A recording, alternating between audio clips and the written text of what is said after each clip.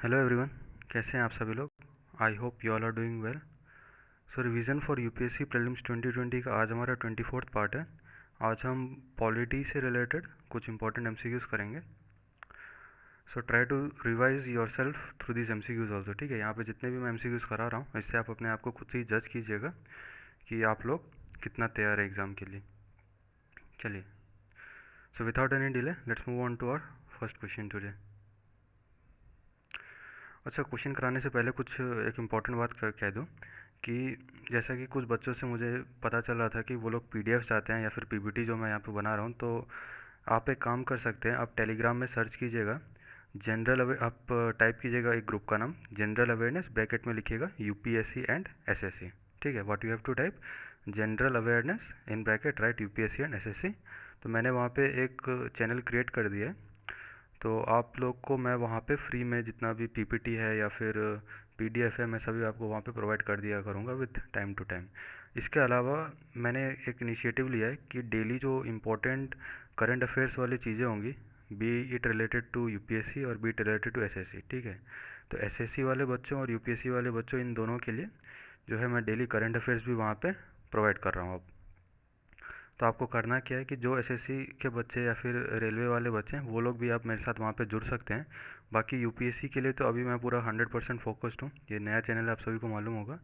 तो जब तक यूपीएससी का एग्ज़ाम क्लियर नहीं हो जाता है तब तक मैं यहाँ पे यूपीएससी का तो नॉन स्टॉप क्लास चलता रहेगा। बाकी आने वाले दिनों में मैं यूपीएससी और एसएससी दोनों ही प्लेटफॉर्म के लिए यहाँ पे अच्छे से क्लासेस होती रहेंगी। बट टिल देन मैं पीपीटी और पीडीएफ से रिलेटेड जो भी है वहाँ पे आपको फ्री में प्रोवाइड करता रहूँगा। So you can join me on Telegram channel. And other then that जितने भी बच्चे यहाँ पे नए जुड़ रहे हैं, बिकॉज टिल नाउ अभी तक बहुत कम बच्चे यहाँ पे मैंने देखा है कि आए हैं, क्योंकि आप लोग ने अभी तक इसे एक रीज़न ये भी है कि नया चैनल है, बहुत लोगों को पता नहीं चला है। So anyways I can understand that, but it's your responsibility. आप लोग को अगर वीडियोस पसंद आता है, कंटेंट पसंद आता है, तो आप लोग अपने फ्रेंड्स में से शेयर ज़रूर कीजिए ताकि वो लोग भी इस चैनल से बेनिफिट उठा सकें।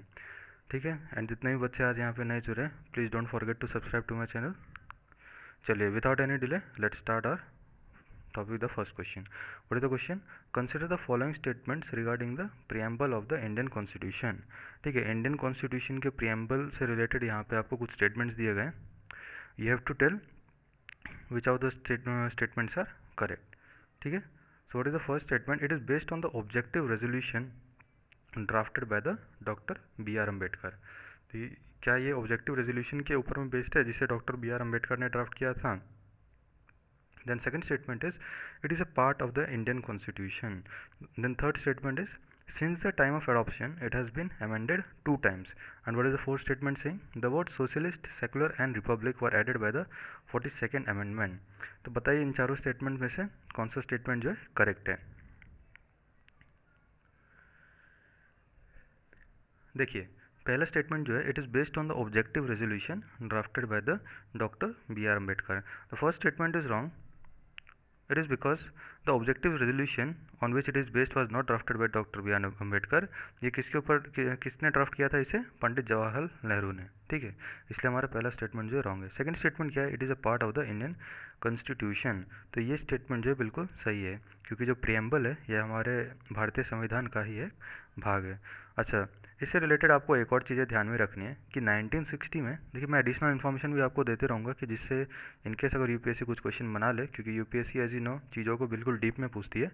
सो I am giving you each and every single piece of information that may be asked by the UPSC. ठीक है, तो जहाँ तक सेकंड स्टेटमेंट की बात रही कि it is a part of the Indian constitution, इससे रिलेटेड मैं आपको एक और बात बता दूँ कि 1960 में एक केस होता है बेरुबारी यूनियन केस। अगर आपने लक्ष्मीकांत पॉलिटिक्स पढ़ी है तो आपको मालूम होगा कि 1960 में बेरुबारी यूनियन केस होता है। उसमें सुप्रीम कोर्ट ये कहता है कि प्रियम्बल जो है हमारे संविधान का भाग नहीं है। ठीक है, लेकिन उसके बाद 1973 में, ठीक है आप इस चीज़ को ध्यान में रखिएगा, 1973 में एक और केस होता है। क्या, कौन सा केस होता है? केशवनंद भारती केस। तो केशवनंद भारती केस में जो सुप्रीम कोर्ट है वो अपने डिसीजन को चेंज करती है और कहती है कि प्रियम्बल जो है हमारे संविधान का भाग है। तो तब से 1973 से लेकर के अभी तक जो है preamble is a part of the Indian constitution. Okay, then what is the third statement? Since the time of adoption it has been amended 2 times. यानी कि preamble जब से adopt हुआ है तब से इसे 2 बार इसमें amendment किया गया है. बताइए, is the statement correct? देखिए, जब से preamble जो है हमारा adopt हुआ है तब से जो इसमें amendment हुआ है वो केवल एक बार हुआ है. ठीक है, so our third statement is also wrong.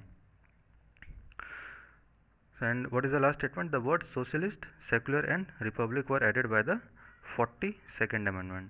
तो देखिए, मैंने आपको बताया कि एक ही बार अमेंडमेंट हुआ था, तो कौन सा अमेंडमेंट हुआ था ये भी आपको इससे पता चल गया. कौन सा? 42nd amendment. ये 1976 में हुआ था. ठीक है, 42nd अमेंडमेंट जो था ये कब हुआ था? 1976. Keep in mind 1976. And the word socialist, secular, ये दोनों वर्ड्स जो थे सोशलिस्ट एंड सेक्युलर, इन दोनों वर्ड्स को ऐड किया गया था. The republic was not added. So our fourth statement is also wrong. So what will be the right answer here? Only option number 2 is correct. Statement number 2 is correct. So option number B. चलिए, moving on to our next question. Consider the following statements with respect to the term republic mentioned in the preamble of the Indian Constitution. So the term republic which is mentioned in the preamble of our Indian Constitution, इससे related यहाँ पे आपको third statement, 3 statement दिए गए हैं. What is the first statement? In a republic system the head of the state is elected. ठीक है, यानी कि जो रिपब्लिक सिस्टम होता है इसका जो हेड होता है वो इलेक्टेड होता है. ठीक है, उसे इलेक्ट किया जाता है. चलिए, then what is the second statement? Every democratic country is also a republic. And what is the third statement? In the presidential form of government, the head of the state is indirectly elected, while in a republic, the head of the state is directly elected. जो presidential form होता है government का उसमें जो head होता है वो indirectly elected होता है, वाइल रिपब्लिक जो होता है उसमें जो हेड ऑफ द स्टेट है वो डायरेक्टली इलेक्टेड होता है. So you have to tell which of the statements are correct. तो बताइए इसका क्या आंसर होगा.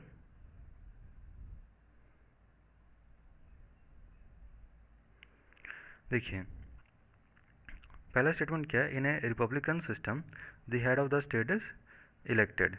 ठीक है, तो ये स्टेटमेंट जो है बिल्कुल ठीक है. जैसे कि आप मान के चलिए कि जो यूएसए का आप एग्जांपल देख सकते हैं कि वहाँ पे भी क्या होता है, जो हेड स्टेट का उसे इलेक्ट किया जाता है. ठीक है, तो आपको इससे पहले कि मैं ये तीनों स्टेटमेंट्स के बारे में बताऊँ, मैं एक ब्रीफ छोटा सा कुछ इन्फॉर्मेशन दे दूँ.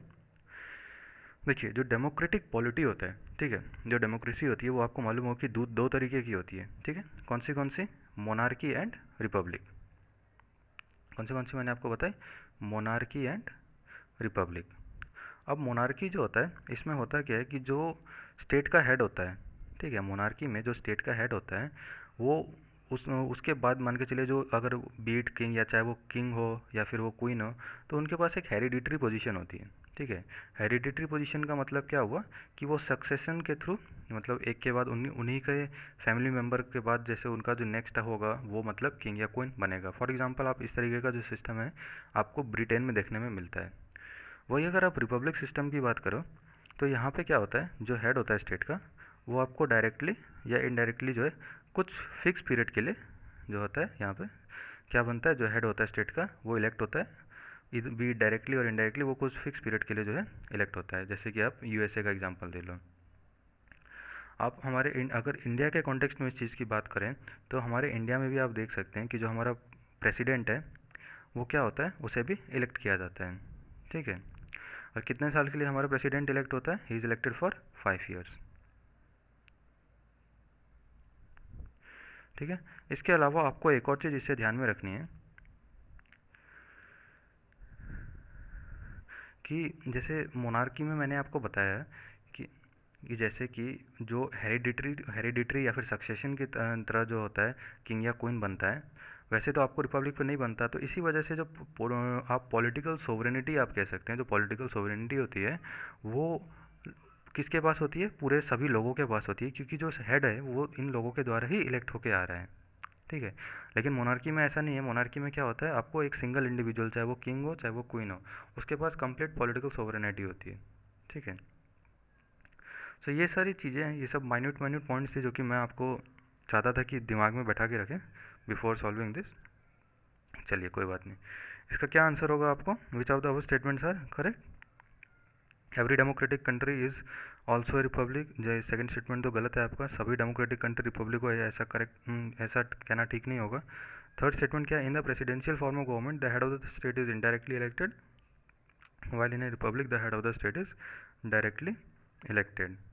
ठीक है, तो थर्ड स्टेटमेंट जो है ये आपका रॉन्ग है इस वजह से क्योंकि मैंने आपको क्या बताया कि जो रिपब्लिक में हेड ऑफ द स्टेट होता है he is elected either directly और इनडायरेक्टली। ऐसा नहीं है कि वो सिर्फ डायरेक्टली इलेक्ट होगा but he can be elected indirectly also. So only our statement number 1 is correct. So right answer is option number A. Moving on, which of the following statements is correct regarding the powers of parliament under article 3। तो हमारे संविधान का जो article number 3 है इससे related आपको यहाँ पे 4 स्टेटमेंट दिए गए हैं। You have to tell which of the statement is correct.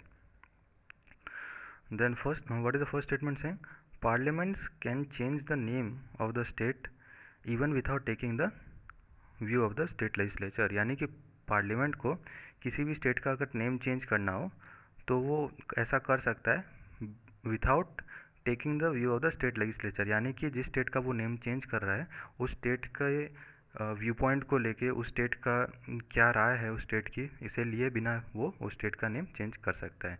तो बताइए क्या हमारा पहला स्टेटमेंट करेक्ट है? जी बिल्कुल नहीं, ये गलत है। Then what is the second statement, parliament can create a new state out of an existing state even against the view of the state legislature. यानी कि जो पार्लियामेंट है, जो हमारा संसद है, वो क्या कर सकता है इसमें कि अगर उसे किसी भी स्टेट से एक दूसरे स्टेट को बनाना है, ठीक है, तो वो ऐसा कर सकता है चाहे अगर उस स्टेट का जो लेजिस्लेचर है चाहे वो इस व्यू के अगेंस्ट भी क्यों ना हो। तो बताइए is the option correct, is the statement correct? जी हाँ, बिल्कुल ये स्टेटमेंट करेक्ट है। चलिए अब इसके मैं प्रोसीजर के बारे में बता दूं कि ये जो आर्टिकल 3 में जो क्या लिखा गया है और ये किस तरीके से जो नेम चेंज वगैरह या फिर किसी की बाउंड्री चेंज करने की रिलेटेड जो यहाँ पे बातें करी गई हैं, इससे रिलेटेड मैं आपको एक बार इन्फॉर्मेशन दे दूँ कि देखिए आर्टिकल नंबर 3 जो है इसमें क्या कहा गया है कि जो पार्लियामेंट है वो क्या क्या काम कर सकता है। वो या तो नया स्टेट बना सकता है, ठीक है, उसके बाद आपको किसी भी स्टेट का जो एरिया है उसे इंक्रीज़ कर सकता है या फिर डिक्रीज़ कर सकता है, या फिर उसके बाउंड्री को जो है चेंज कर सकता है, या फिर उसके जो नाम है उसमें परिवर्तन ला सकता है। तो ये सारी चीज़ें किसके अंदर आती है? आपको आर्टिकल नंबर 3 के अंदर। तो ये इसका मेन कंप्लीट प्रोसीजर क्या है इसके ऊपर भी एक बार चर्चा कर लेते हैं। चलिए मान के चलिए कि इनमें से ये जो आपको मैंने 5 चेंजेस यहाँ पे बताए जो कि आर्टिकल 3 में दिए गए हैं, कि मान के चलिए इनमें से कोई भी किसी भी तरीके का जो चेंज है उसे अगर पार्लियामेंट करना चाहता है तो वो क्या करेगा? सबसे पहले इसके लिए जो है वो हाउस में एक बिल लेकर आएगा, ठीक है, सबसे पहले इससे रिलेटेड एक बिल आएगा और बिल वो कैसे लेकर आएगा? With period recommendation of president, यानी कि राष्ट्रपति के रिकमेंडेशन के बेसिस पे। उसके बाद क्या होगा, जो राष्ट्रपति है वो इस बिल के ऊपर अपना रिकमेंडेशन देने से पहले, ठीक है, क्या करता है, राष्ट्रपति जो है जिस स्टेट से रिलेटेड ये बिल है उस स्टेट से उसका व्यू पॉइंट मांगता है, ठीक है, उसकी राय मांगता है कि उसकी क्या राय है इस बिल से related.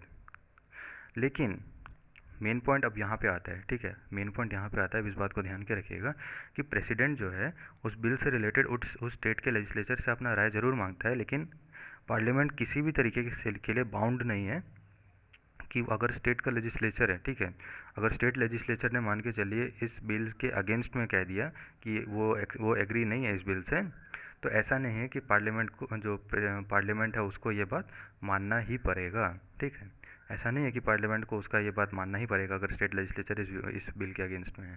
So that is why I am saying that second statement is correct कि parliament can create a new state out of an existing state even against the view of the state legislature, ठीक है, यानी कि अगर state legislature राजी ना भी हो तब भी पार्लियामेंट जो है अपना बिल पास कर सकता है। लेकिन फर्स्ट स्टेटमेंट जो है ये गलत इस वजह से है क्योंकि इसमें लिखा है विदाउट टेकिंग द व्यू, यानी कि स्टेट लेजिस्लेचर का राय लिए बिना। तो ये गलत है क्योंकि बिल पास होने के बाद प्रेसिडेंट जो है अपना रिकमेंडेशन देने से पहले स्टेट लेजिस्लेचर को का जो राय है वो ज़रूर लेता है, दैट इज़ कंपलसरी। चलिए moving on to our next question, consider the following statements with respect to Indian Constitution. So what is the first statement? The term judicial review is mentioned in Article 31B of the Constitution. अच्छा 3 statement दिए गए, you have to tell which of them are correct. So what is the first statement saying? The term judicial review is mentioned in the article 31B of the constitution, यानी कि जो judicial review है इसके बारे में हमारे संविधान में आर्टिकल 31B में जो है मेंशन किया गया है। Then second statement is 9th schedule was added by the 42nd amendment constitutional amendment act. ठीक है, जो नवा शेड्यूल था वो 42nd कॉन्स्टिट्यूशनल अमेंडमेंट एक्ट के तहत जो था जोड़ा गया था। And third statement is in the IR Coelho case 2007 the supreme court removed the immunity of the 9th schedule from the judicial review. ठीक है, तो देखिए बताइए इनमें से क्या होगा आंसर। देखिए जो पहला स्टेटमेंट है इसमें क्या कहा गया है कि जो जुडिशियल रिव्यू है वो हमारे संविधान के आर्टिकल 31B में मेंशन किया गया है। तो ये तो आपको बहुत ही इजी स्टेटमेंट है, बिकॉज आपने अगर पॉलिटी ध्यान से पढ़ी है तो आपको मालूम होगा कि जो जुडिशियल रिव्यू है ये हमारे संविधान में कहीं भी मेंशन नहीं किया गया है। ठीक है, आप इस बात को ध्यान में रखिएगा कि जो जुडिशियल रिव्यू है it is not mentioned anywhere in our constitution. ठीक है, इससे रिलेटेड जितनी भी पावर्स होती है ना, जुडिशियल रिव्यू से रिलेटेड जितने भी पावर्स है ये सभी सुप्रीम कोर्ट और हाई कोर्ट के पास में है। And what is the second statement से, जो नवा शेड्यूल है वो यहाँ पे क्या कहा गया कि 42nd कॉन्स्टिट्यूशनल अमेंडमेंट एक्ट के तहत जो जोड़ा गया था। So this statement is also wrong, because जो हमारा 9th शेड्यूल है it was added by the first constitutional amendment act. ठीक है, it was not added by the 42nd constitutional amendment act, it was added by the first constitutional amendment act. ठीक है, it was added by the first constitutional amendment act of 1951। ठीक है, जो हमारा पहला constitutional amendment act हुआ था 1951 में, उसके तहत जो है 9th शेड्यूल को जोड़ा गया था। And the third statement is saying what, in the IR Coelho case 2000, बिल्कुल सही है, यही वो केस है IR कोयलो केस जो कि 2007 में हुआ था, जिसमें सुप्रीम कोर्ट ने क्या किया था, 9th शेड्यूल की जो इम्यूनिटी है, 9th शेड्यूल के अंदर जो भी लॉस आते हैं उनकी इम्यूनिटी जो है उसे रिमूव कर दिया गया था जुडिशियल रिव्यू से। So our right statement is option number 3, statement number 3, so option B is correct. Moving on to our next question, which of the following is not a criterion for acquiring the citizenship in India? चलिए, भारत में citizenship acquire करने के लिए इनमें से कौन सा जो ऑप्शन यहाँ पे दिया गया है ये लागू नहीं है। पहला क्या, एज ऑफ एन एप्लीकेंट। देखिए यही तो इसका आंसर है। आपको मालूम होगा कि सिटीजनशिप एक्वायर करने के लिए आपको हमारे देश में उस सिटीजन ने कितना दिन कितने साल वो रहा है ये रहना ज़रूरी है। इसके अलावा अच्छा, ये भी आपको बहुत न्यूज़ में था, इस वजह से आपको कैब से रिलेटेड जो टॉपिक है मैंने आपको कराया भी है। अगर आपने पहले के लेक्चर्स अटेंड किए तो आपको मालूम होगा कि पहले 11 ईयर्स होता था। ठीक है, लेकिन हमारे बीजेपी गवर्नमेंट ने क्या किया, 11 ईयर्स को कम कितना कर दिया, 5 ईयर्स। ठीक है, पहले 11 साल का ज़रूरी था, फिर 5 ईयर्स का ज़रूरी कर दिया था। और जितने भी माइनॉरिटी लोग हैं जो कि हमारे बांग्लादेश, श्रीलंका एंड पाकिस्तान से जो आ रहे हैं उनके लिए कितना कर दिया था, 5 ईयर्स। ठीक है, तो ये चीज़ भी आपको ध्यान में रखनी है। चलिए, इसके अलावा जो एप्लीकेंट है उसका बर्थ प्लेस कौन सा है, ये भी एक क्राइटेरिया है सिटीजनशिप के लिए।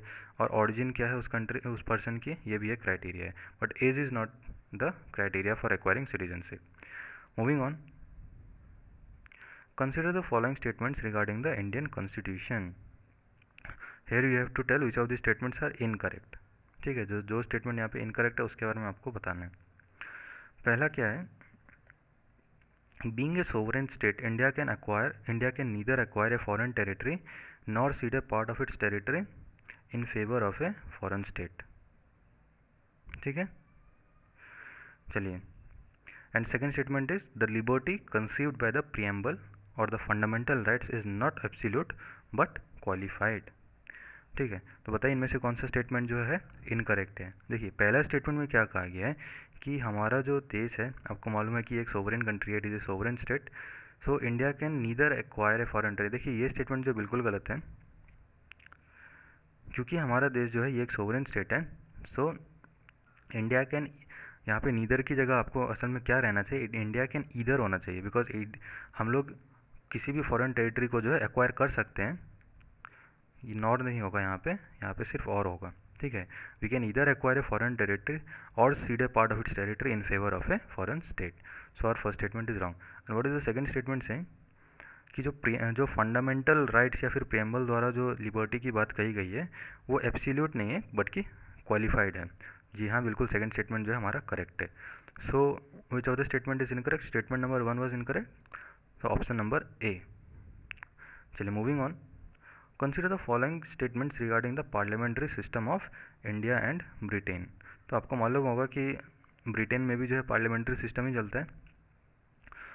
हमारे इंडिया और ब्रिटेन के बीच में जो पार्लियामेंट्री सिस्टम है इसके बारे में कंपैरिजन करी गई है यहाँ पे कुछ पॉइंट्स के द्वारा। You have to tell which of the statement is correct. What is the first statement saying the Britain has the system of legal responsibility of the minister while India has not. यानी कि जो Britain है वहाँ पे जो minister है उसके पास legal responsibility का सिस्टम है, लेकिन हमारे देश में इंडिया में ऐसा नहीं है। ठीक है, तो बताइए पहला स्टेटमेंट करेक्ट है? तो जी हाँ, हमारा जो पहला स्टेटमेंट है ये बिल्कुल करेक्ट है। And what is the second statement saying Indian system is not based on the doctrine of the sovereignty of the parliament. ठीक है, तो बिल्कुल सही है कि जो हमारा देश है इसमें सोवरेनिटी ऑफ द पार्लियामेंट का जो डॉक्ट्राइन है ऐसा एप्लीकेबल नहीं है, क्योंकि हमारे यहाँ पे पार्लियामेंट की जो पावर्स हैं वो भी कुछ हद तक जो है लिमिटेड हैं।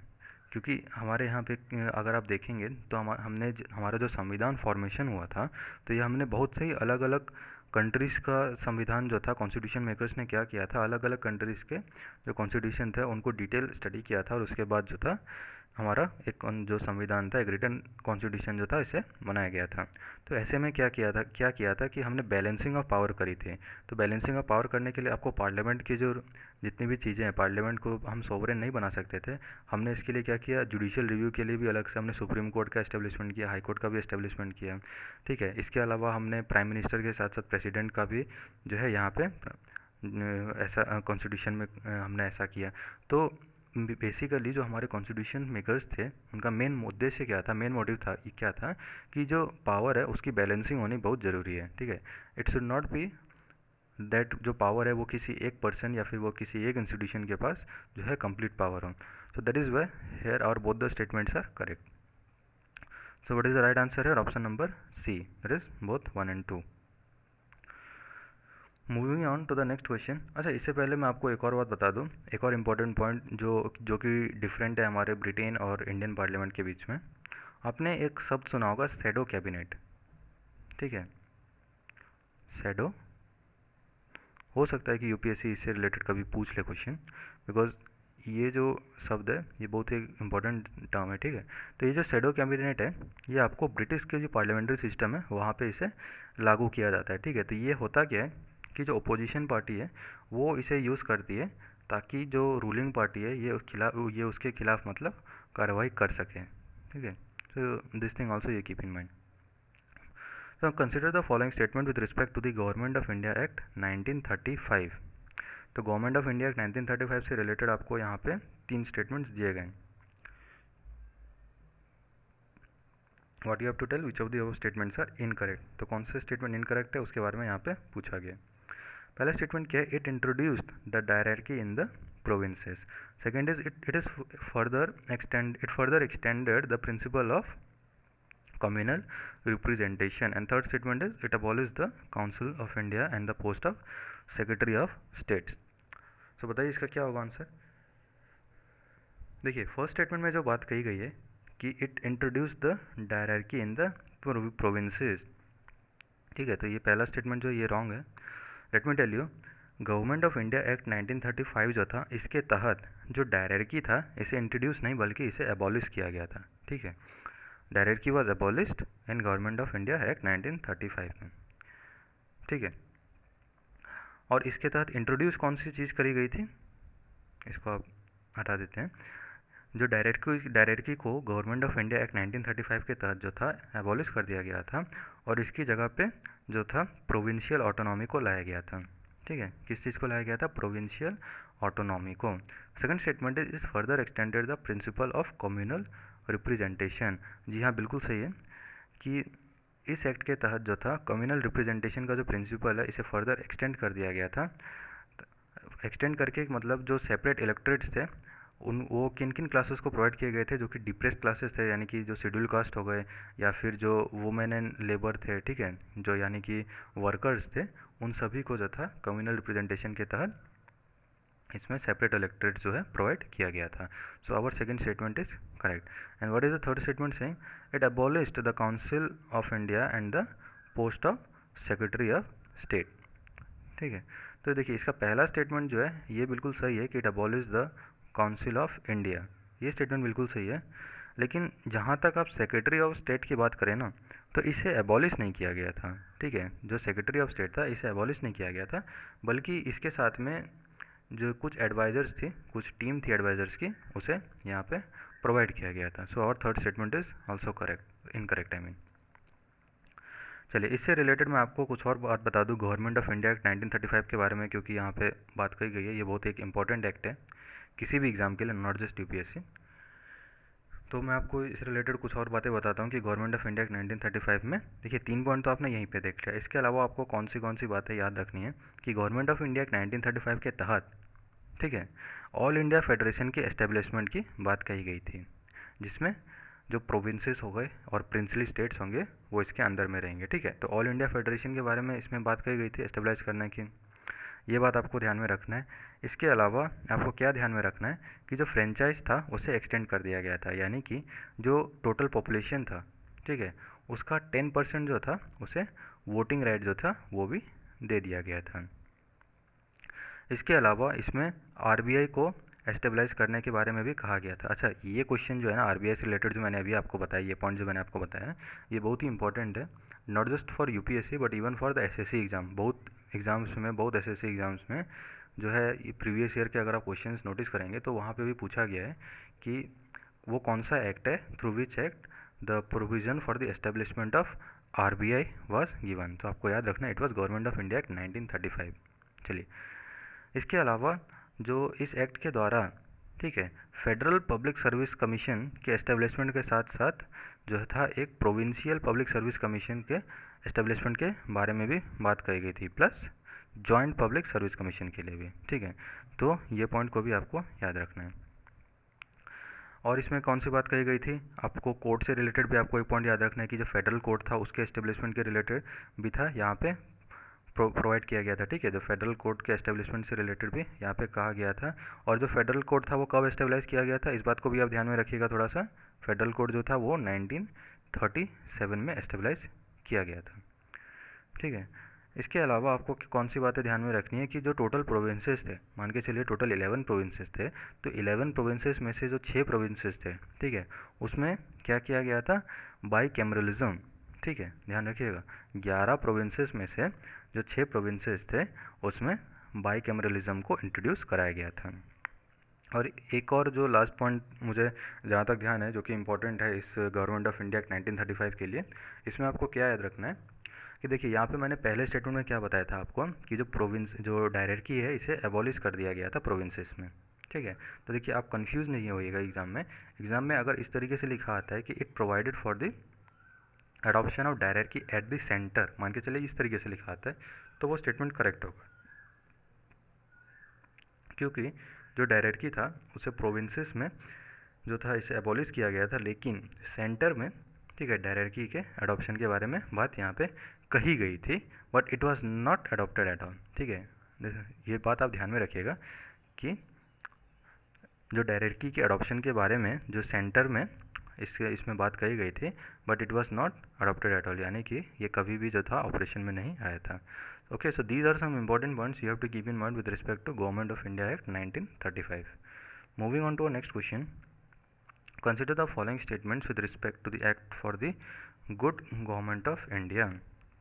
सबसे पहले तो आपको ये बात मालूम होगा कि जो good government of India act है, ये कौन सा एक्ट होता है, गवर्नमेंट ऑफ इंडिया एक्ट 1858। ठीक है, जो गवर्नमेंट ऑफ इंडिया एक्ट 1858 है उसे ही हम क्या कहते हैं, good government act for the good government of India. चलिए, कौन से क्या दिए गए हैं इससे रिलेटेड स्टेटमेंट्स में, पहला क्या है, the act transferred the powers of East India company to the British crown. तो जी हाँ, बिल्कुल सही स्टेटमेंट यहाँ पे कहा गया है कि इस एक्ट के तहत क्या हुआ था, ईस्ट इंडिया कंपनी के जो पावर्स थे इसे कहाँ ट्रांसफ़र कर दिया गया था, ब्रिटिश क्राउन में। सेकेंड में क्या है, it ended the system of double government by abolishing the board of control and the court of directors, यानी कि जो बीओसी और सीओडी थे इन्हें एबॉलिश, यानी कि जो बोर्ड ऑफ कंट्रोल और जो कोर्ट ऑफ डायरेक्टर्स थे इन्हें एबॉलिश कर दिया गया था, और इसी तरीके से जो डबल गवर्नमेंट का जो सिस्टम चलता था उसे भी एबॉलिश कर दिया गया था। तो बिल्कुल सही है। थर्ड में क्या है, it created a new office of the viceroy of India who was a member of the British cabinet. देखिए ये स्टेटमेंट जो है ये रॉन्ग है। Let me tell you how. ठीक है, तो जो न्यू ऑफिस यहाँ पे क्रिएट करने की बात कही गई है, मैं आपको बताता हूँ, ये जो न्यू ऑफिस जो यहाँ पे क्रिएट करने की बात कही गई है, ये वाइसरॉय से रिलेटेड नहीं थी। ठीक है, ये वाइसरॉय से रिलेटेड नहीं थे, ये किससे रिलेटेड थी? सेक्रेटरी ऑफ स्टेट से। तो जो न्यू ऑफिस क्रिएट किया गया था वो किसके लिए था? सेक्रेटरी ऑफ स्टेट के लिए। और इस जो जितनी भी टोटल अथॉरिटी थी या फिर कंट्रोल था वो जो हमारे इंडियन एडमिनिस्ट्रेशन का, वो इस secretary of state for India जो था इसके पास में था। So this you have to keep in mind. Regarding viceroy, what you have to keep in mind is, जो वाइसरॉय होता था वो क्या होता था? वो डायरेक्ट रिप्रेजेंटेटिव होता था ब्रिटिश क्राउन का। ठीक है, और हमारा जो सबसे पहला वाइसरॉय था वो कौन था? Lord Canning. ठीक है, इस बात को भी आप ध्यान में रखिएगा। तो जो हमारा गवर्नर जनरल था हमारे देश का, उसे वो उस डिज़ाइनेशन को, ठीक है, वो जो डिज़ाइनेशन थी गवर्नर जनरल को, उसे चेंज करके वाइसरॉय कर दिया गया था। और जो ये जो वाइसरॉय होता था ये ब्रिटिश क्राउन का क्या होता था? एक डायरेक्ट रिप्रेजेंटेटिव होता था। और जो सबसे पहला रिप्रेजेंटेटिव था, मैंने आपको बताया हमारे देश का, कौन था? Lord Canning. ठीक है, इसके अलावा आपको क्या बात ध्यान में रखनी है कि जो सेक्रेटरी ऑफ स्टेट के बारे में जैसे मैंने आपको यहाँ पे बताया है, तो सेक्रेटरी ऑफ स्टेट को असिस्ट करने के लिए कुल मिला के हमारे एक 15 मेंबर काउंसिल का एस्टेब्लिशमेंट किया गया था। How much?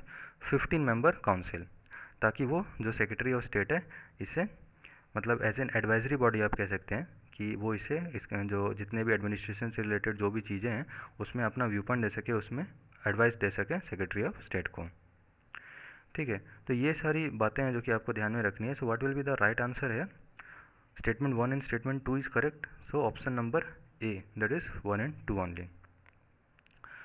Moving on, who among the following were the members of the drafting committee of the constitution? See, this is also one of the most important question asked in every state government exam और central government exam। ठीक है, चाहे जितने भी government से exams होते हैं उसमें ये क्वेश्चन जो है आपको पॉलिटी से रिलेटेड आपको एक ना एक बार मतलब देखने को मिलेगा ही। देखिए, ड्राफ्टिंग कमेटी से रिलेटेड आपको यहाँ पे कुछ मेंबर्स के नाम दिए गए थे, आपको बताना है इनमें से कौन से मेंबर्स थे। चलिए, इससे पहले कि मैं आपको ये क्वेश्चन कराऊँ, मैं आपको बता देता हूँ कि जो ड्राफ्टिंग कमेटी थे उसमें आपको कुल मिला के कितने मेंबर्स थे? There were 7 members. ठीक है, first you have to keep this in mind that there were 7 members. ठीक है, इन द ड्राफ्टिंग कमेटी। तो कौन कौन थे? एक तो था आपको अल्लादी कृष्णा स्वामी अय्यर। ठीक है, Alladi Krishna Swami Ayyar, then N Gopal Swami, then we have B R Ambedkar, और कौन कौन थे? के मुंशी थे, देन मोहम्मद सादुल्ला थे, देन बी आर मिट्टर थे, और एक और कौन थे? D P Khaitan. ठीक है, तो कितने हो गए? 7 हो गए, 1 2 3 4 5 6 7। ठीक है, तो 7 मेंबर थे। कौन से मैंने आपको बताया? Alladi Krishna Swami Ayyar, N Gopal Swami, B R Ambedkar, K M Munshi, Mohammad Saadulla, B L Mitter and D P Khaitan. आपको ये सारे नेम्स याद रखने हैं। ठीक है, तो पहला ऑप्शन क्या है? एन गोपाल स्वामी, बिल्कुल सही है। दूसरा क्या है? अल्लादी कृष्णा स्वामी अय्यर, बिल्कुल सही है। डीपी खैतन, जो मैंने लास्ट पॉइंट का लास्ट नेम कहा था, ये डीपी खैतन। ठीक है, और चौथा क्या है? सरदार पटेल। देखिए, सरदार पटेल जो थे वो ड्राफ्टिंग कमेटी के मेंबर नहीं थे, तो ये गलत हो जाएगा। So what is the right answer है? 1 2 एंड 3 क्या है? Option number B. चलिए, moving on. Consider the following provisions, which of the following acts have the above provision. अच्छा ठीक है, यहाँ पे 3 स्टेटमेंट दिए गए हैं, आपको बताना है कि ये कौन से एक्ट से रिलेटेड है। पहला क्या है? It abolish the office of the secretary of state for India and transferred his functions to the secretary of state for commonwealth affairs. अच्छा देखिए, ये पहले पॉइंट को देखकर ही आपको पता चल जाना चाहिए कि ये कौन से एक्ट से रिलेटेड है।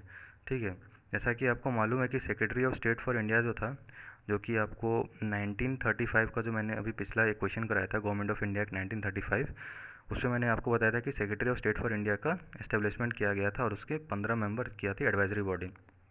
लेकिन जो इंडियन इंडिपेंडेंस एक्ट 1947 था, उसमें क्या हुआ था कि इस secretary of state for India का जो ऑफिस था इसे एबॉलिश कर दिया गया था। ठीक है, और इसकी जो फंक्शंस थे उसे ट्रांसफ़र कर दिए गए थे किसको? Secretary of state for commonwealth affairs. Second statement, अब चलिए इंडियन इंडिपेंडेंस एक्ट ऑफ 1947 से रिलेटेड, ये तो आपको पता चल ही गया होगा इस पहले स्टेटमेंट को पढ़ के, बट इससे रिलेटेड और कौन से चीज़ें, इसको भी एक बार देख लीजिए। It designated the Governor General of India and the provincial governors to act on the advice of the respective council of ministers in all matters। यानी कि जो गवर्नर जनरल था इंडिया का, या फिर जितने भी प्रोविंसेस के गवर्नर्स थे, वो काउंसिल ऑफ मिनिस्टर्स के एडवाइस पे ही किसी भी मैटर पे जो था काम करते थे। तो सेकंड स्टेटमेंट भी करेक्ट है। देन थर्ड क्या? It discontinued the appointment to civil services and reservation of post by the secretary of state for India, यानी कि secretary of state for India जितने भी अपॉइंटमेंट करता था सिविल सर्विसेज और के रिजर्वेशन के लिए, ठीक है, या फिर जितने भी दूसरे पोस्टन के रिजर्वेशन के लिए, तो इसे डिसकंटिन्यू कर दिया गया था। तो ये स्टेटमेंट भी बिल्कुल ठीक है। तो ठीक है, आपको ध्यान में क्या रखना है, ये सारी बातें जो हैं ये आपको इंडियन इंडिपेंडेंस एक्ट 1947 के तहत आती है। ये जो थर्ड स्टेटमेंट कहा गया है, इसमें जो secretary of state for India जो है कहा गया है कि वहाँ से इसके लिए अबॉलिश कर दिया गया था, डिसकंटिन्यू कर दिया गया था। उसके बाद ये किसे दे दिया गया था, आपको पहले स्टेटमेंट में भी आपने देखा कि जो सेक्रेटरी स्टेट फॉर इंडिया इसका जो ऑफिस है, इसको भी क्या कर दिया गया था, secretary of state for India से अबॉलिश करके कॉमनवेल्थ अफेयर्स को ट्रांसफ़र कर दिया गया था।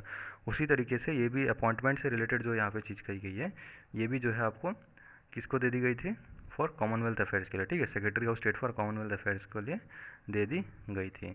बाकी जितने भी आपको डोमिनियन स्टेटस से रिलेटेड बातें हैं इंडिया और पाकिस्तान की, 15 अगस्त 1947 की, ठीक है, तो ये सारी चीज़ें जो आपको मालूम है होगा कि इंडिया इंडिपेंडेंस एक्ट जो है 1947 के अंदर में आता है। चलिए, moving on to our next question, which of the following are the unitary features of the Indian constitution. तो भारतीय संविधान के यहाँ पे आपको कुछ फीचर्स दिए गए हैं, अब बताइए इनमें से यूनिटरी फीचर्स कौन से हैं। देखिए, मैं पहले आपको एक बात बता दूं कि फीचर्स जो होते हैं आपको दो तरीके के होते हैं हमारे संविधान के, कौन से, एक होता है यूनिटरी फीचर्स, एक होता है आपका फेडरल फीचर्स, ठीक है। तो चलिए बताइए इसका क्या होगा आंसर, कौन सा स्टेटमेंट, कौन सा जो पॉइंट है इसमें यूनिटरी फीचर है। पहला क्या है, रिटन कॉन्स्टिट्यूशन। तो रिटन कॉन्स्टिट्यूशन जो है, बताइए क्या एक यूनिटरी फीचर है। देखिए बिल्कुल नहीं, जो रिटन कॉन्स्टिट्यूशन है ये असल में आता है हमारे फेडरल फीचर्स के अंदर में, ठीक है। फेडरल फीचर्स के अंदर में आपको बहुत सारे आते हैं, जैसे कि डिवीज़न ऑफ पावर से रिलेटेड हो गया, या फिर बाइकैमरलिज्म हो गया, ठीक है, या फिर जो रिजिडिटी ऑफ द कॉन्स्टिट्यूशन आप कह सकते हैं, सुप्रीमेसी ऑफ द कॉन्स्टिट्यूशन कह सकते हैं, ये सारे क्या होते हैं, रिटन कॉन्स्टिट्यूशन के अंदर में आते हैं। Next is flexibility of the constitution, ठीक है, तो ये बिल्कुल सही है, ये यूनिटरी फीचर है। Then single citizenship, it is also unitary feature. Then all India services, it is also a unitary feature. तो इसका राइट आंसर क्या हो जाएगा, option number C. Okay, 2, 3 and 4 only. अच्छा, कुछ इंपॉर्टेंट पॉइंट मैं आपको बताता हूँ विथ यूपीएससी प्रीलिम्स, ठीक है, प्रीलिम्स के रिस्पेक्ट में मैं आपको कुछ इंपॉर्टेंट पॉइंट बताता हूँ जहाँ पे एग्ज़ाम में क्वेश्चंस को घुमा देने के मतलब चांसेस रहते हैं। बताता हूँ कैसे।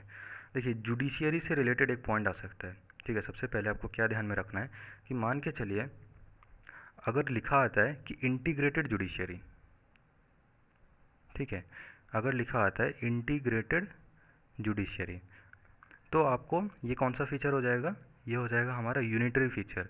लेकिन अगर आता है इंडिपेंडेंट जुडिशियरी, क्या आता है, इंडिपेंडेंट जुडिशियरी, तो ये क्या हो जाएगा हमारा फेडरल फीचर। इस बात को आप ध्यान में रखिएगा। इंटीग्रेटेड जुडिशियरी आने का मतलब हो गया यूनिटरी फीचर, और अगर इंडिपेंडेंट जुडिशियरी आता है तो ये क्या हो जाएगा हमारा फेडरल फीचर। इसके अलावा एक और चीज़ आप ध्यान में रखिएगा, इसको मैं एक सेकंड इरेज कर देता हूँ ताकि मैं दूसरी बात यहाँ पे लिख सकूँ, ठीक है। मान के चलिए अगर यहाँ पे लिखा आता है कॉन्स्टिट्यूशन के बारे में कि फ्लेक्सिबिलिटी ऑफ द कॉन्स्टिट्यूशन, जैसे कि ऑप्शन नंबर 2 यहाँ पे दिया गया है, तो ये मैंने आपको क्या बताया कि ये क्या है, यूनिटरी फीचर। लेकिन अगर यहीं पे फ्लेक्सिबिलिटी की जगह पे लिखा आता है रिजिडिटी ऑफ द कॉन्स्टिट्यूशन, तो अगर रिजिडिटी ऑफ द कॉन्स्टिट्यूशन लिखा आता है तो ये क्या होगा, it will be a federal feature, ठीक है। तो बेसिकली ये दोनों चीज़ें हैं जो कि आपको ध्यान में रखनी है, इसमें कंफ्यूज नहीं होइएगा एग्जाम में, ठीक है। So moving on, which are the following statements are correct regarding the union territories in India. तो यूनियन टेरिटरीज से रिलेटेड आपको यहाँ पे कितने 3 स्टेटमेंट्स दिए गए हैं, you have to tell which of the statements are correct. What is the first statement saying? All the union territories have their representation in the राज्य सभा at the center। तो जितने भी यूनियन टेरिटरीज हैं उनका राज्य सभा में रिप्रेजेंटेशन है। बताइए, देखिए पहला स्टेटमेंट जो है बिल्कुल रॉन्ग है, because there are only 3 union territories. कौन से, दिल्ली, जम्मू एंड कश्मीर एंड पुडुचेरी, ठीक है। तो जो कुल मिला के आपको मालूम होगा कि कितने 9 यूनियन टेरिटरीज हैं। इन 9 यूनियन टेरिटरीज में से केवल 3 ऐसे यूनियन टेरिटरीज है जिनका रिप्रेजेंटेशन है राज्यसभा में। कौन से हैं, दिल्ली, जम्मू एंड कश्मीर एंड पुदुचेरी, ठीक है। इस बात को आप ध्यान में रखिएगा। So what is the second statement, for a union territory to become a state constitutional amendment under article 368 is needed. देखिए ये स्टेटमेंट भी रॉन्ग है, क्योंकि किसी भी यूनियन टेरिटरी को अगर स्टेट में कन्वर्ट होना है, ठीक है, स्टेट बनना है, तो इसके लिए आर्टिकल 368 में जो है कॉन्स्टिट्यूशनल अमेंडमेंट की ज़रूरत नहीं है। इसके लिए एक नॉर्मल अमेंडमेंट चाहिए होता है, किसके तहत? आर्टिकल 2 के तहत। ठीक है, इस बात को आप ध्यान में रखिएगा कि आर्टिकल 368 में जो है अमेंडमेंट की ज़रूरत नहीं है, बल्कि आर्टिकल 2 के तहत जो है एक नॉर्मल अमेंडमेंट की ज़रूरत है संविधान में। So our second statement is also wrong. What is the third statement? Delhi is the only union territory having a legislative assembly. देखिए ये जो स्टेटमेंट है ये भी रॉन्ग है, क्योंकि दिल्ली का तो लेजिस्लेटिव असेंबली है, ठीक है, this is correct that Delhi is having a legislative assembly, but इसके अलावा आपको जम्मू एंड कश्मीर और पुदुचेरी जो है इनका भी जो है एक लेजिस्लेटिव असेंबली है। मैंने आपको बताया कि 3 स्टेट्स हैं जिनका रिप्रेजेंटेशन है राज्यसभा में। कौन से? Delhi, then Jammu and Kashmir and Puducherry. So इन तीनों स्टेट्स का जो है अपना एक लेजिस्लेटिव असेंबली भी है, ठीक है, और इनका लेजिस्लेटिव असेंबली है। इसके अलावा जो इनका एक चीफ मिनिस्टर होता है, जैसे दिल्ली में केजरीवाल है, तो इनके साथ में कुछ काउंसिल ऑफ मिनिस्टर्स भी होते हैं, ठीक है। तो ये सारी चीज़ें आपको याद रखनी है। सो और third statement is also wrong. So what is will the right answer है? Select the correct option. तो यहाँ पे तो तीनों से कोई भी करेक्ट नहीं। अच्छा, option number D, none of the above. चलिए moving on. Which of the following has propose the idea of the constituent assembly for the first time. तो बताइए, ये तो बहुत एक वन लाइनर टाइप का क्वेश्चन है। ये क्वेश्चन आने के चांसेस तो अभी बहुत कम हो जाते हैं एग्जाम में, आजकल का जैसा स्टैंडर्ड है यूपीएससी का। अदरवाइज़ पहले तो इस तरीके के क्वेश्चंस भी आ जाया करते थे। तो बताइए कि इन चारों नेम्स में से किसने कॉन्स्टिट्यूएंट असेंबली को अडॉप्ट करने का सबसे पहला जो था प्रपोजल दिया गया था। हाँ, बट आजकल इस तरीके के क्वेश्चन जो है ना आपको सीजीएल में देखने को मिलेंगे, ठीक है, ये जो क्वेश्चन है। तो इसका राइट आंसर क्या हो जाएगा? मनवेंद्र नाथ रॉय। ठीक है, तो जो मनवेंद्र नाथ रॉय थे, आपको मालूम होगा कि ये कम्युनिस्ट पार्टी जो थी इंडिया की, उसके भी एक फाउंडिंग मेंबर रह चुके हैं 1934 में, ठीक है, 1934 में। तो मनवेंद्र नाथ रॉय जो थे, इन्होंने सबसे पहले जो था आइडिया दिया था कॉन्स्टिट्यूएंट असेंबली का, जो था कॉन्स्टिट्यूएंट असेंबली के कॉन्स्टिट्यूएंट असेंबली से रिलेटेड जो था सबसे पहला आइडिया किसने प्रपोज किया था? मनवेंद्र नाथ रॉय ने, ठीक है। और ये जो प्रपोजल था बाद में आपको मालूम होगा कि आईएनसी का एक डिमांड बन गया था, इंडियन नेशनल कांग्रेस का एक डिमांड बन गया था 1935 में। और आपको ध्यान में क्या रखना है कि ब्रिटिश ने इस प्रपोजल को कब एक्सेप्ट किया था? 1940 में, ठीक है। चलिए moving on. The national flag was adopted by the constituent assembly on C, this is an very easy question. National flag जो था कब अडॉप्ट किया गया था कॉन्स्टिट्यूएंट असेंबली द्वारा? सो 22 जुलाई 1947। इसके अलावा आपको कौन सी चीज़ें इसमें याद रखनी है, कौन से डेट्स इंपॉर्टेंट होते हैं? नेशनल सॉन्ग जो था वो कब अडॉप्ट हुआ था, आप याद रखिएगा, 24 Jain. National song was adopted on 24 Jain 1950, ठीक है। इसके अलावा आपको मालूम होगा कि 24 जन 1950 को डॉक्टर राजेंद्र प्रसाद को भी एज ए प्रेसिडेंट इलेक्ट किया गया था। नेशनल एंथम की अगर बात करें तो नेशनल एंथम जो था इसे भी कब अडॉप्ट किया गया था? 24 जन 1950 को, ठीक है। तो आपको जो है ये नेशनल फ्लैग के लिए खाली इंपॉर्टेंट मैंने यहाँ पे क्वेश्चन रखा है इस वजह से, क्योंकि इसका जो डेटा थोड़ा चेंज है, ठीक है। So national flag was adopted, ये कब अडॉप्ट हुआ था कॉन्स्टिट्यूएंट असेंबली द्वारा? 22 जुलाई 1947 में, ठीक है। Now which of the following is considered as the first written document relating to the fundamental rights of citizens? तो इन चारों पॉइंट्स में से कौन सा जो पॉइंट है इसे क्या कहा गया? फर्स्ट रिटन डॉक्यूमेंट जो कि फंडामेंटल राइट ऑफ सिटीजन से रिलेटेड है। तो बताइए इसका क्या होगा आंसर? क्या क्या दिया गया? US constitution, French constitution, Spanish constitution, Magna carta. तो जी बिल्कुल, मैग्ना कार्टा जो है इसका राइट आंसर है। आपको मालूम होगा कि जो मैग्ना कार्टा है ये क्या था? जो इंग्लैंड का जो किंग जॉन था इसके द्वारा एक चार्टर ऑफ राइट्स था, जो कि जिसे हम मैग्ना कार्टा कहते हैं, और ये कब दिया गया था? 1215 में, ठीक है, 1215 में। So Magna Carta was the charter of rights issued by the king John of England, ठीक है। आप कह सकते हैं that Magna Carta was the charter of rights issued by king John of England. कब किया गया था? इन 1215, ठीक है। आपको मालूम होगा अगर आपने डिटेल में पढ़ी है कि ये जो बैरोन्स थे, बैरोन्स के प्रेशर के अंदर में आने के बाद उसने ऐसा किया था। चलिए what is the next question? Basic features of the constitution was first mentioned by the supreme court in which of the following cases, ठीक है। तो जो हमारे संविधान का जो बेसिक फीचर्स है इसे सुप्रीम कोर्ट ने सबसे पहले किस में मेंशन किया गया है, कहाँ पे मेंशन किया था? तो जी बिल्कुल, इसका राइट आंसर क्या होगा? यहाँ पे क्या क्या ऑप्शन है? Golaknath versus state of Punjab, Kesavananda Bharati versus state of Kerala, Sajjan Singh versus state of Rajasthan, जी हाँ बिल्कुल ये इसका राइट आंसर है। Sajjan Singh versus state of Rajasthan जो है, इसमें आपको basic features of the constitution जो था इसके बारे में सबसे पहले कहा गया था। ठीक है, चलिए, और एक और बात इससे रिलेटेड आपको क्या ध्यान में रखना है कि ये जो उस वक्त का जो जस्टिस था इस केस से रिलेटेड, जस्टिस कौन हुए करते थे? Justice JR Mudholkar. ठीक है, इस चीज़ को भी आप थोड़ा ध्यान में रखिएगा कि who was the justice? Justice JR Mudholkar. ठीक है, सो द बेसिक फीचर्स के बारे में जो कि कब किया गया था 1953 में, ये डेट इतना इंपॉर्टेंट नहीं है but still if you want you can keep this in mind कि 1953 में जो बेसिक फीचर से रिलेटेड जो सबसे पहली बार बात करी गई थी वो कौन से केस में करी गई थी? Sajjan Singh versus state of Rajasthan में, और जस्टिस कौन था? Justice JR Mudholkar. चलिए, moving on to our next question, consider the following statements regarding the BN Rao. तो BN राव में BN का क्या फुल फॉर्म होता है? बेंगाल नरसिंह राव। ठीक है, आई होप आप सभी को मालूम होगा ये। चलिए, क्या क्या स्टेटमेंट है? He was the legal adviser to the constituent assembly. तो वो कॉन्स्टिट्यूएंट असेंबली के लिए एक लीगल एडवाइज़र थे, बिल्कुल सही है। सेकंड क्या है? He prepared the draft of the constitution and presented it to the drafting committee. बिल्कुल सही है कि जो कॉन्स्टिट्यूशन का ड्राफ्ट जो था उन्होंने प्रिपेयर किया था और इसे प्रेजेंट किया था to the drafting committee. What is the third statement? He was the first Indian to become a जज at the international court of justice. तो जो इंटरनेशनल कोर्ट ऑफ जस्टिस है वहाँ पे ये पहले इंडियन थे जो कि उन इंटरनेशनल कोर्ट ऑफ जस्टिस का जज बने थे। सो बिल्कुल सही है। So all the statements are correct है। सो ऑप्शन नंबर डी यानी कि 1, 2 and 3 all the statements are correct. Moving on, consider the following pairs. चलिए, यहाँ पे क्या क्या चीज़ें दी गई हैं एक बार ध्यान से देखते हैं। पहला क्या है? Advisory committee on minority. क्या लिखा गया है? सरदार पटेल। अच्छा, तो यहाँ पे कुछ कमिटीज़ हैं और इन कमिटीज़ को किसने मतलब किसके अंदर में आते थे ये कमिटीज़, उसके बारे में दिया गया है।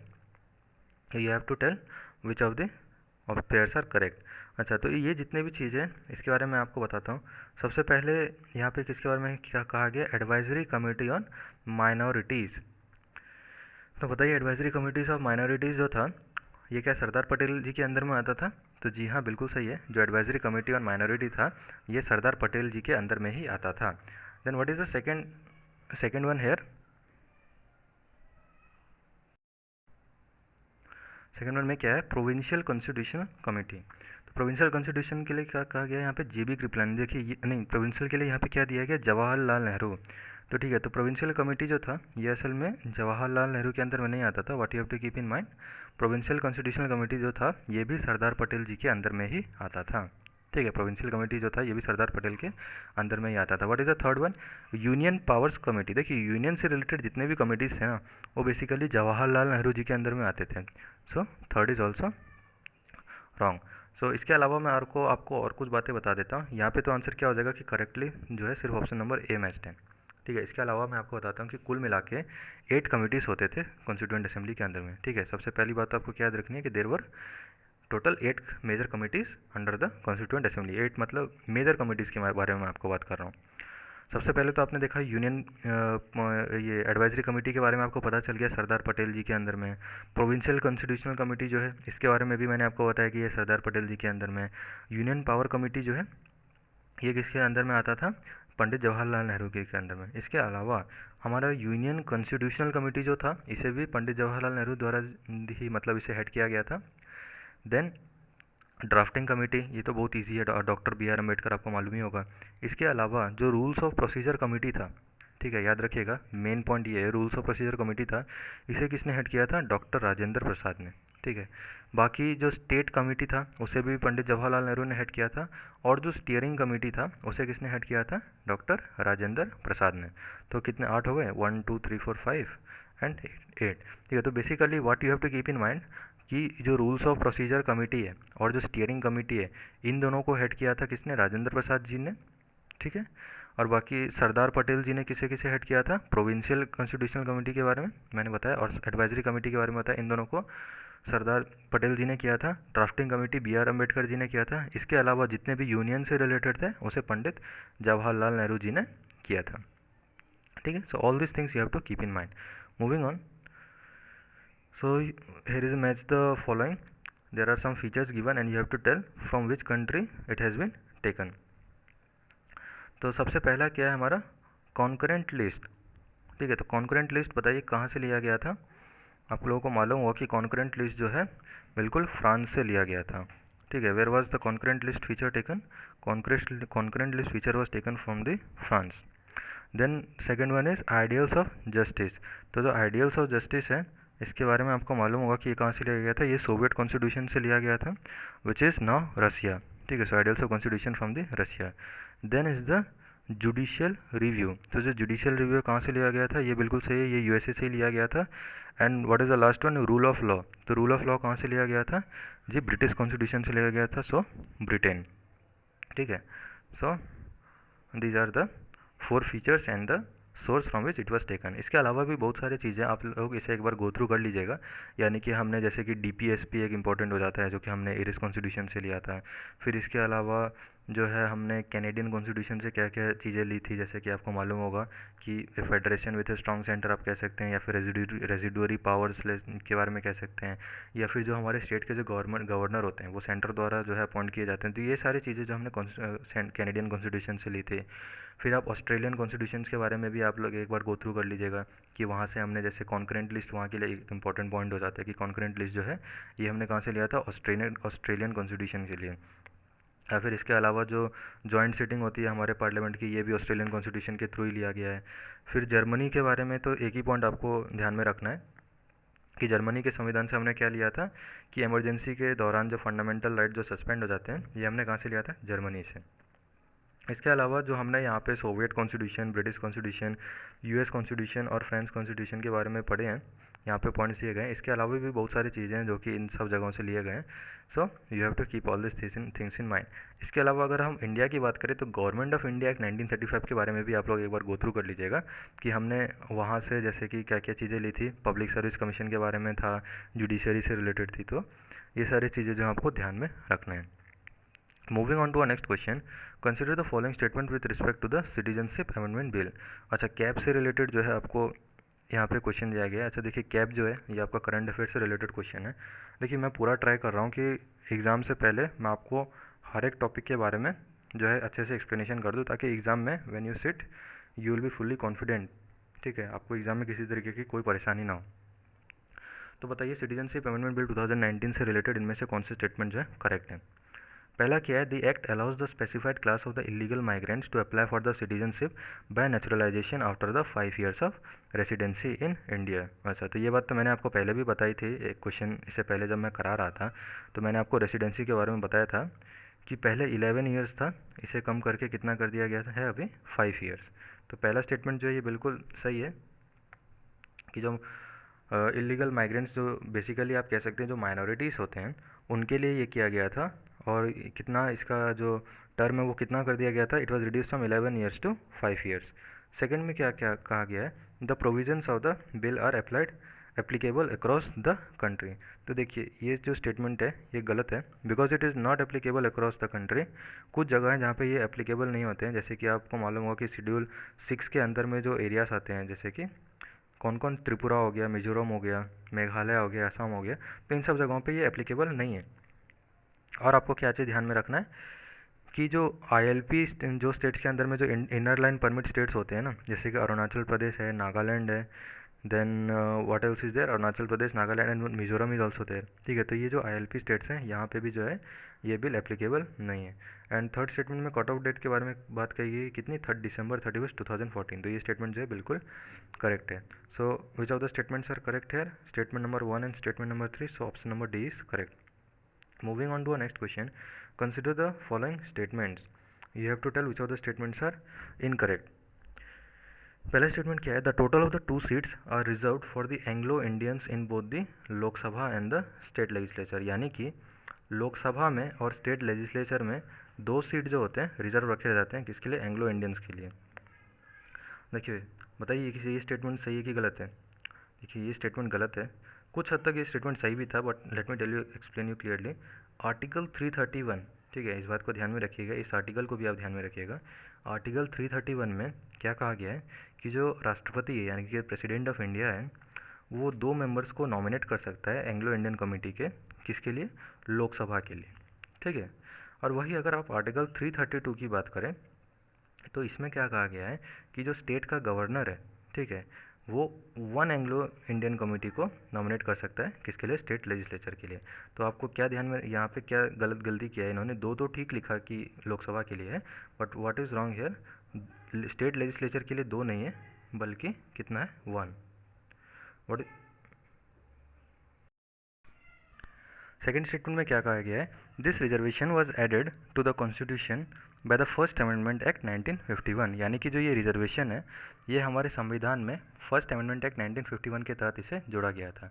So second statement is also wrong, because ये जो रिजर्वेशन से रिलेटेड जो यहाँ पे चीज़ कही गई है, ये मैं आपको बता दूँ, ये हमारा जो संविधान ओरिजिनली क्रिएट हुआ था ना, जब ओरिजिनली ये कॉन्स्टिट्यूशन फॉर्म हुआ था, तभी इसमें बात करी गई थी फॉर 70 ईयर्स के लिए, ठीक है। यानी कि जब से कॉन्स्टिट्यूशन जो था हमारा बना था, तब से 70 ईयर्स के लिए जो है इस रिजर्वेशन के बारे में जो था वहाँ पे कहा गया था, ठीक है। और रिसेंटली आपको एक और बात ध्यान में रखना है कि गवर्नमेंट ने क्या डिसाइड किया है कि वो एक बिल पेश करेगी जिसमें कॉन्स्टिट्यूशन को अमेंडमेंट करके ये कहा जाएगा कि ये जो प्राविधान है, ये जो प्रोविज़न यहाँ पे दिया गया है, इसे एक्सटेंड नहीं करना चाहिए। So here which of the statements are correct? Neither statement 1 not statement 2 is correct. What will be the answer है? यहाँ पे इनकरेक्ट के बारे में पूछा है, so it will be option number C. Moving on to a next question, consider the following statements regarding the recent SDI report 2019। तो जो ह्यूमन डेवलपमेंट इंडेक्स रिपोर्ट 2019 है, उससे रिलेटेड यहाँ पे स्टेटमेंट्स दिए गए हैं। What is the first statement? This years title is beyond income, beyond averages and beyond today. तो इस साल का जो टाइटल है क्या है? Beyond income, beyond average, beyond today. First statement जो है पहला बिल्कुल सही है। सेकंड स्टेटमेंट में क्या कहा गया है कि there are 4 indicators to calculate the human development index. तो ह्यूमन डेवलपमेंट इंडेक्स कैलकुलेट करने के लिए टोटल 4 इंडिकेटर्स हैं, बिल्कुल सही है। 4 इंडिकेटर्स कौन से होते हैं? सबसे पहला क्या होता है आपको? लाइफ एक्सपेक्टेंसी एट बर्थ, ठीक है। दूसरा क्या होता है? Expected year of schooling. तीसरा क्या होता है? Mean years of schooling. और चौथा क्या होता है? इसे आप triple P in short terms जैसे मैंने ध्यान में रखा, आप इसे ऐसे भी याद कर सकते हैं। चौथा आप ट्रिपल पी करके याद रख लीजिएगा, यानी कि per capita gross national income, ठीक है। चलिए, थर्ड स्टेटमेंट में क्या कहा गया कि India is second place among the SAARC members. तो आपको मालूम होगा कि सार्क जो है south Asian association for the regional corporation, इसके अंदर जितने भी नेशंस आते हैं, ठीक है, जितने भी मेंबर नेशंस हैं इसके अंदर में, उसके अंदर में हमारे देश का रैंकिंग कितना कहा गया है? Second place. तो देखिए ये स्टेटमेंट जो है बिल्कुल रॉन्ग है, because India is not at the second place, India is at the third place अगर आप सार्क के मेंबर्स के बारे में बात करें। इसके बारे में आपको कौन सा चीज़ ध्यान में रखना है कि सबसे पहले प्लेस पे कौन है? अगर सार्क मेंबर्स के बारे में बात करते हैं तो सबसे पहले नंबर पे कौन आ जाता है? श्रीलंका, ठीक है। श्रीलंका इस अंदर ये पहले नंबर पे आ जाता है। फिर दूसरे नंबर पे कौन आता है आपको? मालदीव्स, ठीक है। अगर सार्क मेंबर्स के बारे में बात करें तो पहले आता है आपको श्रीलंका, दूसरे पे कौन आता है? मालदीव्स, एंड थर्ड जो है हमारा इंडिया आता है। This you have to keep in mind. चलिए, इसके अलावा अगर नॉर्मल अगर आप ओवरऑल बात करें तो हमारे इंडिया का रैंक कितना है? 129। इस बात को आप ध्यान में रखिएगा। ओवरऑल हमारे इंडिया का रैंक क्या था ह्यूमन डेवलपमेंट इंडेक्स रिपोर्ट 2019 में? इंडिया रैंक्ड 129, ठीक है। और इसके अलावा आपको क्या चीज़ याद में रखना है कि ओवरऑल रैंकिंग में जो टॉप 3 पोजीशन है उसमें कौन कौन आते हैं? सबसे पहले नंबर पे आता है कौन? नॉर्वे आता है, दूसरे पे स्विट्ज़रलैंड एंड तीसरे पे आयरलैंड, ठीक है। Norway, Switzerland and Ireland. तो ये सारी बातें जो कि आपको ह्यूमन डेवलपमेंट इंडेक्स रिपोर्ट 2019 से इंपॉर्टेंट थी, इसलिए मैंने आपको अलग से बता दिए। हो सकता है कि इन सारी चीज़ों से भी कुछ पॉइंट बन के आ जाए, so you must keep all this things in mind, ठीक है। चलिए, तो इसका राइट आंसर क्या हो जाएगा? Which of the our statements are correct? Statement 1 and 2, so option number B 1 and 2 only. Moving on, consider the following statements. There are two statements given here, you have to tell which of them are incorrect. What is the first statement saying? Both Hong Kong and Macau return to Chinese control from the Britain. यानी कि जो Hong Kong आपको मालूम है बहुत ही famous जगह है China में, और मकाओ जो है, ये दोनों चाइना के अंडर में किससे लिया गया था? ब्रिटिश के अंदर में ये एरियाज़ पहले आते थे, उसके बाद चाइनीज़ के अंदर में लिए गए थे। तो बताइए क्या स्टेटमेंट करेक्ट है या इनकरेक्ट? देखिए, मैं आपको बताता हूँ, ये जो हांगकॉन्ग के बारे में जो बात कही गई है, ये आपको 1997 में, ठीक है, हांगकॉन्ग आता है आपको 1997 में चाइनीज़ कंट्रोल के अंदर में। लेकिन जो मकाओ है ना, मकाओ आता है आपको 1999 में। और ये मकाओ जो है ये पहले आपको ब्रिटेन में नहीं, बल्कि ये किसके अंदर में था? It was under Portuguese control, ठीक है। सो 1999 में जो मकाओ के बारे में ये स्टेटमेंट में कहा गया है, it was taken from the Portuguese control, not from the Britain. So first statement is wrong. The second statement is their mini constitution would remain valid for 50 years, that is till 2047. तो देखिए 2047 ये year ठीक है with context to, अगर हम Hong Kong के बारे में बात करें तो हांगकांग के कॉन्टेक्स्ट में जो है ये ईयर ठीक है, यानी कि 2047 तक हांगकांग के लिए वैलिड है मिनी कॉन्स्टिट्यूशन। लेकिन वही अगर हम मकाओ के बारे में बात करें तो जैसा कि मैंने आपको बताया कि मकाओ कब आया था उनके कंट्रोल में, 2 साल के बाद, यानी कि 1999 में। तो उसके लिए कितना हो जाएगा 2049, ठीक है। मकाओ का जो कॉन्स्टिट्यूशन है वो कब तक के लिए वैलिड है 2049 के लिए। तो इसका राइट आंसर क्या हो जाएगा, are incorrect, so both 1 and 2 are incorrect. Moving on, ठीक है। रिसेंटली स्किल, ये आज का हमारा लास्ट क्वेश्चन भी है। Recently skills build platform has been launched by which are the following pairs. देखिए this is one of the easiest question I can say if you are preparing for the prelims 2020। See मैं आपको demotivate नहीं कर रहा हूँ, I am just saying it is easy question because ये सारे जो है 1 लाइनर्स क्वेश्चन है। अगर आपको नहीं आता तो कोई बात नहीं, आप इसके बारे में एक बार स्टडी कर लीजिए, कोई बड़ी बात नहीं है, but still it is an easy question. क्या पूछा गया है कि जो स्किल बिल्ड प्लेटफॉर्म है इसे किसके तहत जो है लॉन्च किया गया था। तो कौन से किसके तहत जो है इसे लॉन्च किया गया था, आपको क्या ध्यान में रखना है, स्किल बिल्ड प्लेटफॉर्म जो है इसे ministry of skill development entrepreneurship और IBM जो है इन दोनों ने मिलकर इसे लॉन्च किया था, ठीक है। सो इसका राइट आंसर तो ऑप्शन नंबर ए में ही दिया गया, ministry of skill development and entrepreneurship and IBM, ठीक है। तो चलिए आज का जो सेशन है इसे हम यहीं पे एंड करते हैं। आप लोगों ने अगर पिछले लेक्चर्स को अटेंड नहीं किया है तो आप लोग इसे प्लीज़ गो थ्रू कर लीजिएगा। सी मैंने आप लोगों के कन्वीनियंस के लिए पहले मैं क्या कर रहा था कि जितने भी टॉपिक्स थे फ्रॉम जनवरी 2019 से लेकर के अप्रैल 2020 तक का, मैं उन सभी को थ्रू करंट अफेयर जो था कवर अप करा रहा था टॉपिक वाइज। बट देन मुझे ऐसा लगा कि नहीं, अगर MCQs के थ्रू कराता हूँ तो आपका जो टॉपिक है वो तो रिवाइज हो ही रहा है और साथ में जो है आपको किस तरीके के क्वेश्चंस एग्जाम में बन के आएंगे वो भी आपको पता चलेगा। That is why I am trying to cover up all the topic, चाहे वो स्टैटिक पार्ट से हो चाहे वो करंट अफेयर से हो, मैं सारी चीज़ों को यहाँ पे कवर अप करा रहा हूँ ताकि आपको एग्ज़ाम में जो है जब आप बैठेंगे तो आपको किसी तरीके की कोई दिक्कत नहीं होगी। And let me tell you, ये जो सेशन है ये तब तक चलेगा जब तक मतलब एग्ज़ाम जो है आपका आ नहीं जाता है। And as per the notice age, आपने अगर प्रेस नोटिस अगर देखा होगा UPSC का, तो उसमें बताया गया है कि हो सकता है कि UPSC का जो डेट्स है उसे चेंज होने की संभावना है, ठीक है। आपने अगर देखा होगा तो even in case if the date for the UPSC prelims exam is change, then even till then जब तक एग्ज़ाम आने जाते हैं तब तक ये जो सेशन आपकी डेली चलेगी। So what you have to do, you must subscribe to the channel ताकि डेली जो जितने भी नए MCQ से रिलेटेड वीडियो हो या फिर आपका करंट अफेयर से रिलेटेड हो, कोई भी चीज़ें आपको बिल्कुल टाइमली अपडेट्स मिल सके and you must go through it on time. And other than this you need to share it to all your friends as much as possible so that जितने भी स्टूडेंट्स यहाँ पे कोचिंग नहीं जा पा रहे हैं वो लोग इसे अटेंड कर सके। Everything is free. और अगर PDF या फिर PPT से रिलेटेड आपको कुछ भी चाहिए तो टेलीग्राम चैनल के बारे में मैंने आपको बताया कि वहाँ पे आप जाके टेलीग्राम में सर्च कीजिएगा जनरल अवेयरनेस, ब्रैकेट में लिखिएगा UPSC एंड SSC, आपको वहाँ पे ग्रुप चैनल मिल जाएगा, एक ग्रुप मिल जाएगा।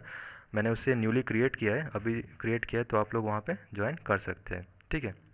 वहाँ पे मैं आपको सारे कंटेंट जो है चाहे वो PDF हो या PPT हो, everything I will give it for free. आपको वहाँ पे कोई भी टेंशन लेने की बात नहीं है।